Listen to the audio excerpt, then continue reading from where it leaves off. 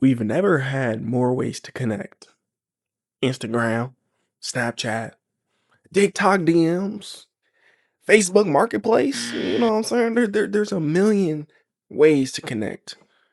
But how do we still feel so lonely and so disconnected? There's more people in the world than ever, more apps in the world than ever, more conversations going on. You can just argue with anybody over anything, and yet we still feel as if we're living this life alone. But this isn't random. Why is loneliness becoming the default? Why is loneliness becoming the norm? But this is what we're going to explore in today's video. If you enjoy it, I hope by the end I earn your subscription and you drop a like on the video. But loneliness isn't just about being alone. It's about being unseen, unheard, and unknown. And in a lot of ways, we can inflict this onto ourselves. But you can have friends, you could be in group chats, and it could be blowing up. Like they could be sending the craziest memes, the most real, relatable TikToks. And yet, when it's all said and done and you lay in your bed at the end of the night, you still feel like no one knows you. Because surface level interaction isn't real connection. And don't get me wrong, I enjoy a good how's the weather conversation. Hey Bob, how's the weather? Oh, yeah, it's getting warm outside. It's getting cold outside. Oh, it's beautiful. Yeah, for sure. Like those conversations are cool. But those conversations don't lead to you being able to walk away from that conversation and be like, I know this person better. I see this person. I can uh, better understand how their life experiences and things of that nature has formed them and molded them into the person they are today. But there was a time where connection was automatic. You had the neighborhood. You knew everybody on the block. You could be heading to the grocery store. Hey, Bill. Hey, Sue. Hey, hey, Jill. How's it going? You had school, lunch table. Everybody I'm going crazy at the lunch table on the beatbox. Everybody there, everybody turning up. Even a quiet kid freestyling. So you knew you was safe in multiple ways. You had church. People that genuinely care about you on a spiritual level. People that would be there for you if you were going through a hard time, needed prayer, etc. It was just built-in community. Multiple different places and multiple different sources of it. But now everything is optional. If you want to completely isolate, it's never been easier to do that because you can put up the appearance of being social without actually having to develop those connections because how digitized and online everything can be. Everything is replaceable by the online and internet space where there's no room or no real encouragement to foster these genuine connections. It eliminates the need for face to face human interaction, and that's exactly the problem. And I know for myself, I realized this problem in kind of a strange way through sitcoms. So, when I was a young kid, let me tell you a story real fast. So, when I was a young kid, I used to watch these shows like Friends, How I Met Your Mother, The Office, Parks and Rec, and it was my dream, and I didn't even know it yet. It was how I expected my adult life to be. Like I live in some cool little, like a little quaint, cool apartment. I go to a coffee shop where I meet my 4 or 5 friends, and just random things happen, and I just meet these random individuals, and we just strike up these fun, random conversations. And life is interesting because the variables of people are involved.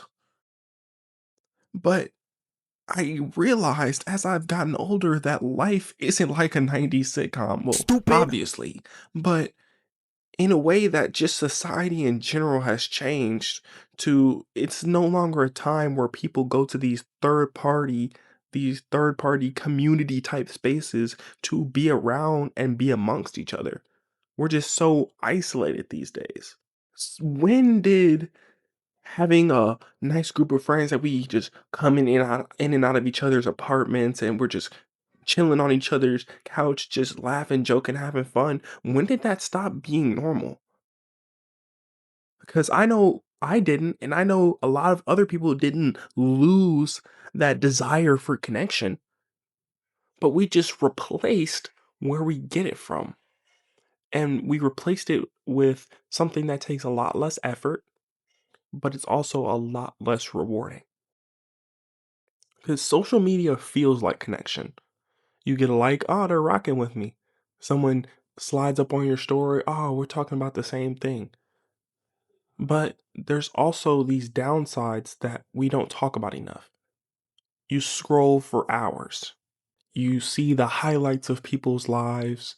You may interact, comment, and engaged, but it's all filtered, all controlled, all performative.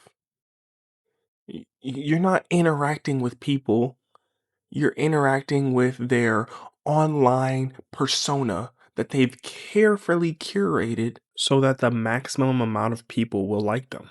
And I felt this personally. I know back when I was heavy on the social media, when I was feeling sad, I was feeling lonely, I'd be like, "Oh man, it's time to post." Ugh, you already know, like when I was feeling like I had no one to talk to, no one to turn to, or if I just felt like I wasn't seen by anybody, I'd be like, let me post on Instagram. And I would sit there and swipe down, refreshing, seeing who liked my pictures, see who liked my post, see who saw me, see who how quickly people saw my post, see who commented, see who liked.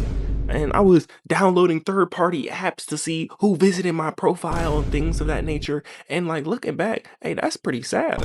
Like chill on me now, chill. But like that's pretty sad.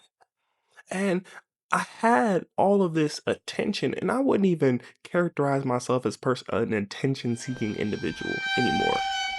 But it's not about the attention, it's about the connection piece that was missing, and I didn't even realize it. Because even after all that attention or likes, comments, engagement, I still felt invisible. Because I knew that these people were seeing and engaging with this carefully curated version of myself, but I knew deep down inside that that wasn't the realist, authentic version of myself, so I still felt as if no one knew me.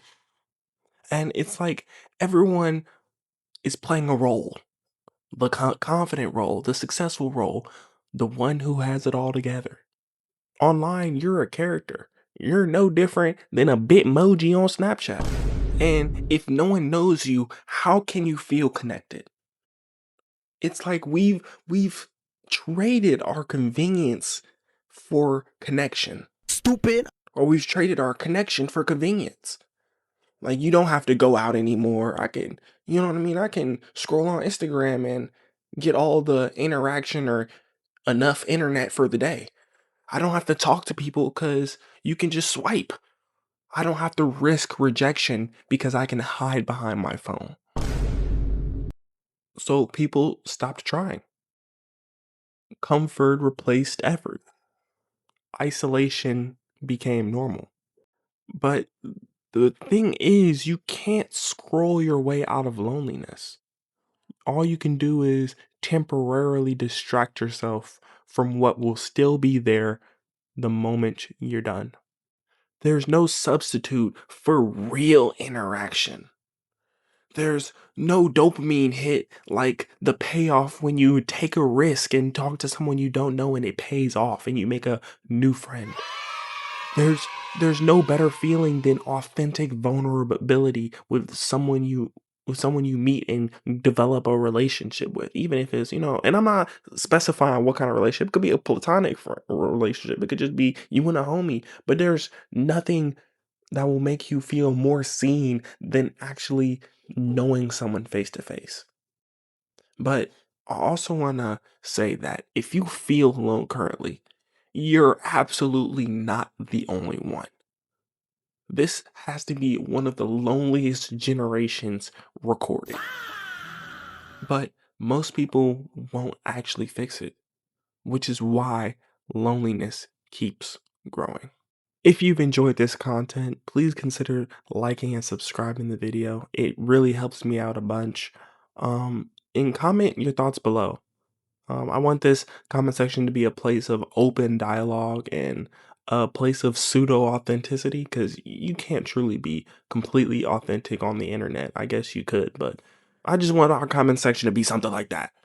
But if you enjoyed, you know what to do. This is E. I'll see y'all in the next one. Be smooth.